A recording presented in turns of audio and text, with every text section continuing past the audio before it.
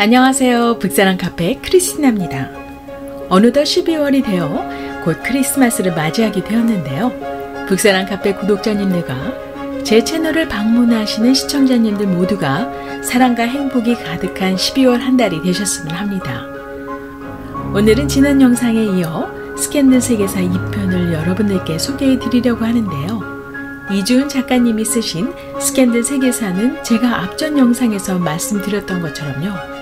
총 4권의 책으로 나뉘어 있고요. 일반 역사책에서 커다란 사건 중심으로 역사를 전개한 책과는 달리 주로 서양사 중에서도요. 우리들에게 그다지 잘 알려지지 않은 개인의 뒷이야기를 중심으로 엮은 책이라서 한층 더 흥미로운 이야기들로 가득 찬 책이 아닌가 여겨집니다.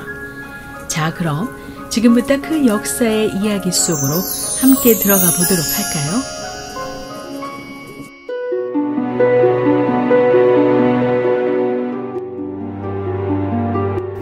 고딕 문학은 18세기에서 19세기 초까지 매우 유행했었다고 하는데요. 다른 소설들과는 달리 의도적으로 으시시한 분위기를 연출하죠. 이를테면 달빛이 비치는 어두운 밤, 열린 창문으로 하얀 커튼은 날리고 잠이 든 아름다운 여인 곁으로 검은 그림자가 다가와 공포 분위기로 몰아가는데요. 이와 같이 주로 고딕 문학에는 선정적이면서도 초자연적인 내용을 담고 있어 합리적이지는 못하지만요. 오늘날까지도 사람들에게 인기를 끌면서 책이 발간되고 있습니다. 자신의 존재에 대해 괴로워하던 괴물과 그러한 창조물을 만든 것을 후회하며 고통스러워하는 과학자 하면 떠오르시는 소설이 있나요? 친절하지만 도발적인 뱀파이어 등 이러한 스토리의 발상은 알고 보면 사흘간의 폭풍우 속에서 시작되었다고 합니다. 낭만주의의 대표적 시인이면서 19세기의 꽃미남이자 바람둥이 시인으로 알려진 바이런은요. 1816년 6월 어느 날 빌라 티오타티라는 별장에 당시 낭만주의 시인 퍼시 비시 셸리, 작가 메리 울스턴 크래프트 고드윈, 메리 고드윈의 이복 동생 클레어 클레몬트, 그리고 자신의 주치의인 존 폴리도리와 함께 즐거운 시간을 보내게 되는데요. 해가 내리쬐는 여름날을 상상하며 모였던 그들의 예상과는 달리 사흘 내내 그칠 줄 모르는 폭우로 밖에 나가지도 못하고 실내에서만 머물게 되는데요. 딱히 할 일이 없어지자 우리 무서운 이야기나 한번 해볼까? 라고 하며 옹기종기 모여 앉아 이야기를 하기 시작합니다. 어떤 이는 괴테의 파우스트를 읽기도 하고 남에게서 전해 들은 괴담들을 이야기해보지만요.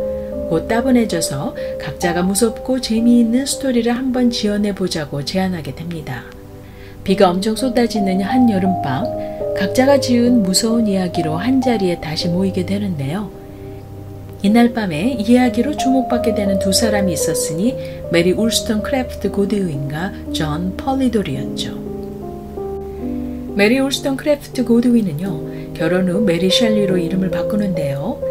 이 여성 작가가 바로 세계적으로 잘 알려진 프랑켄슈타인을 쓴 영국의 여성 작가입니다. 폭우가 쏟아지는 축축한 여름밤에 동료 작가들의 이야기에서 영감을 얻은 작품이 프랑켄슈타인인데요.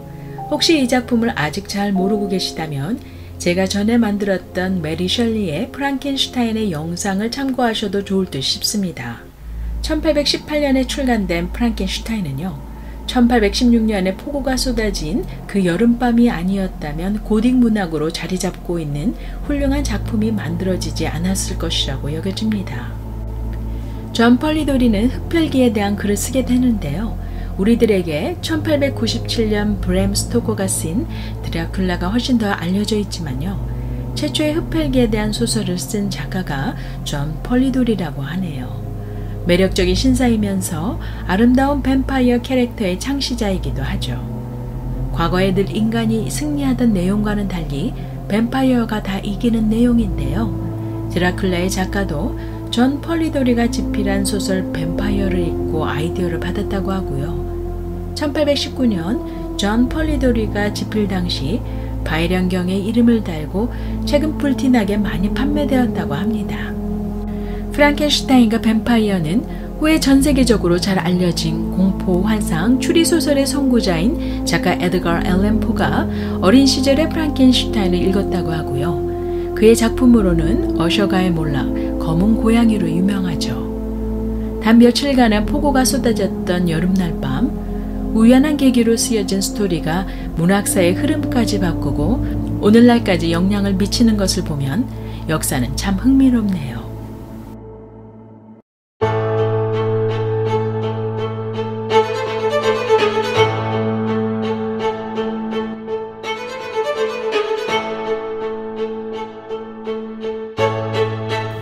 르네상스를 지나 근세에 접어든 영국에서는요, 중세시대에 영주도 없고 결혼법도 지정되지 않은 시절 결혼이라는 것에 대한 형식이 제대로 갖춰지지 않았다고 합니다. 중세가 끝나고 영주의 감시나 농노가 없어진 상황에서 1753년 결혼법이 제정되기 전까지는요, 우리들이 흔히 목사님과 신부님 앞에서 혹은 시청에 가서 혼인을 서약하는 것과 같은 결혼 방식과는 달리요, 그저 자신만의 방식으로 결혼했다고 하고요, 심지어 나라에 결혼했다는 사실조차 잘 알리지 않았다고 합니다. 중세시대처럼 교회나 영주의 감시를 받는 데서 약간 자유로워진 18세기에는요, 단지 결혼하자, 그래 이렇게 동의하면 결혼이 되는 경우가 넘칠 정도였다고 하네요. 오직 결혼에 필요한 조건은 나이였는데요, 여자는 12살, 남자는 14살 이상 되어야 한다는 것뿐이었죠. 하지만 결혼에 비해 이혼은 무척 어려웠다고 하는데요. 당시 여성은 결혼과 동시에 남성의 소유물이 되는 개념이 있어서요, 가축이나 저택 등에 대한 재산세를 내듯 부인도 소유물 중에 하나여서요, 세금을 내기도 했다고 합니다. 상황이 이쯤 되니 이혼은 있을 수 없었고요. 이혼을 하기 위해서는 목숨을 위협할 정도의 폭행이나 남편의 불륜을 참지 못해 교회 법정에 남편을 고발할 수는 있었지만요, 그렇게 되면 부인은 재혼이 불가능했고요. 돈이 많은 경우에는 이혼 소송에 막대한 돈이 들어가는 이혼 소송 절차를 밟아야 했다고 하죠. 당시에는 이혼에 관한 법률이 전혀 없었던 때라서요, 개인이 의회를 소집해서 자신만의 이혼법을 따로 만들어야 할 정도였습니다. 1857년에 들어서야 이혼에 관한 법이 생겨났다고 하는데요.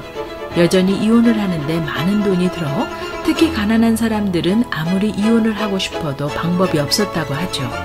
이때 영국인들은 결혼을 끝내기 위해 창의적인 생각을 하게 되는데요, 부인 판매 관습을 만들게 됩니다.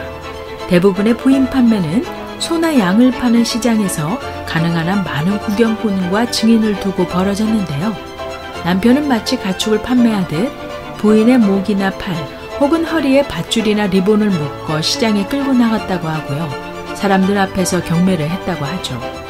지금으로서는 상상도 할 수 없는 일이었지만요, 당시 아내들은 경매에 나가는 것을 오히려 즐겁게 받아들인 경우가 많았다고 하니 참 흥미롭네요. 실제로 주로 구매자는 부인의 남자친구 아니면 남편이 이미 정해놓은 상대가 데려가곤 했다고 합니다.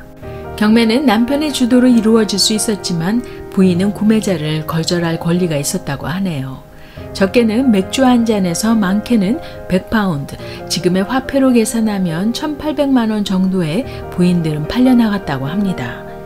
이렇게 해서 1780년부터 1850년까지 팔려나간 부인들의 공식적으로 기록된 수가 300명에서 400명이었고요. 기록이 안 된 경우가 훨씬 더 많았다고 하니 당시 이러한 관습을 별 거부함이 없이 진행되었던 것 같네요. 또한 가축과 마찬가지로요, 한번 팔면 다시는 권리를 주장할 수 없었다고 합니다. 이 관습은 무려 20세기 초까지 지속되었다고 하고요.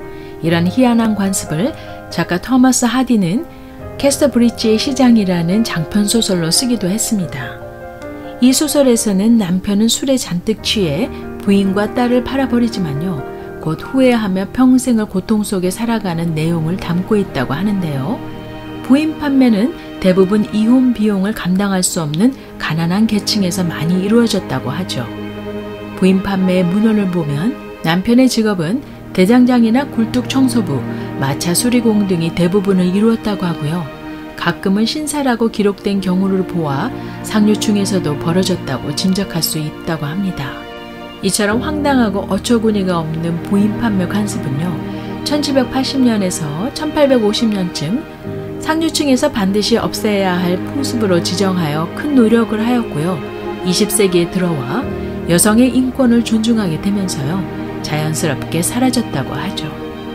저는 오늘 스캔들 세계사 2편을 여러분과 리뷰해 보면서요. 고딕 문학과 같은 작품들도 알고 보면 우연한 계기가 발단이 되어 오늘날까지 문학 장르를 만들었고요. 이혼법도 지금으로서는 이해할 수 없는 부인 판매라는 관습을 통해 여성의 인권이 무시되었던 어려운 시기를 지나 인권이 보호받는 시대로 전환되는 과정을 살펴보았는데요. 그러고 보면 지금 우리들에게 주어진 혜택은 많은 시행착오를 거쳐 이루어진 것이었고요. 이것이 바로 역사이며 오늘도 앞으로 후대에 전해줄 역사는 계속 진행되고 있다는 생각을 다시금 해주는 유익한 책이었습니다.